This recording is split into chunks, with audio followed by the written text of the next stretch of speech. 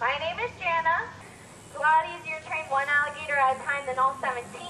So by teaching them names and when it's their turn to be worked with, it keeps things a lot safer and a lot more calmer. Also, just like all the rest of our animals here, we want to make sure that our alligators are nice and healthy. So a lot of times when they come up out of the water, Scott will check them over, make sure nothing looks like it needs attention and nothing looks like it's infected. You will see a lot of alligators do have scars and scrapes on them, and that is perfectly normal. And believe it or not, they very, very rarely need medical attention. And researchers actually wondered how alligators could swim in this dark, murky water full of bacteria and not get more infections with those open wounds. Well, research has shown that alligators have a lot of antibodies in their blood. And some of these antibodies help fight off diseases that we can't actually fight off ourselves. So there is currently research being done to see how the American alligator could actually help us out. Now there's another species that they help out. If you look all around the lake, you're going to see a ton of birds nesting above them. A lot of people think that's probably not the best idea for those birds. Well, actually, they have a very good working relationship with one another. The birds will seek out alligator-infested waters because they'll nest over them.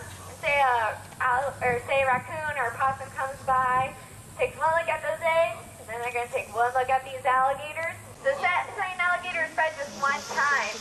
Well, next time somebody wants to just get a good look at an alligator, he's going to try asking for food, and unfortunately, it's not the cutest way of begging. So somebody could get seriously injured. Not only that, that alligator will then be considered a nuisance alligator, and a lot of times they do have to be found and euthanized. They tend to have more of a round or more of a broad snout, whereas crocodiles have a V-shaped, more narrow snout.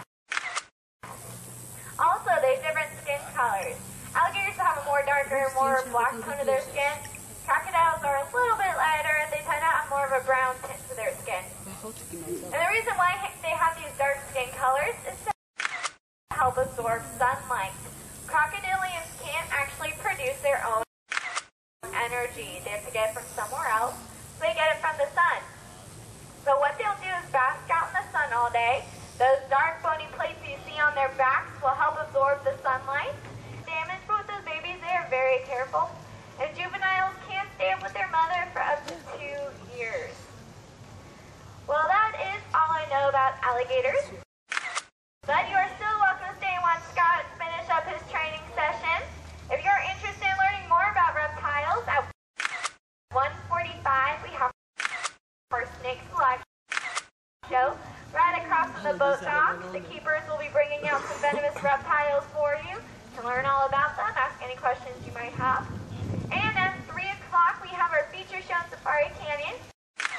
It's a totally different show from this morning, all different animals. If you have any questions,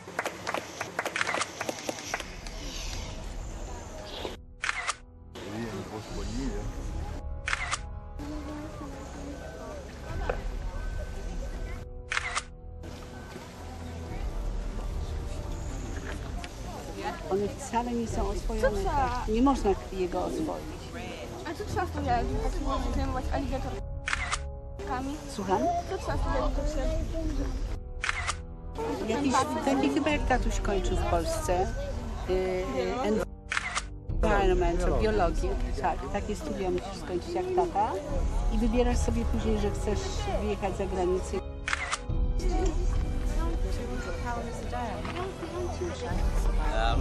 Idziemy dalej? Tak, teraz idziemy dalej.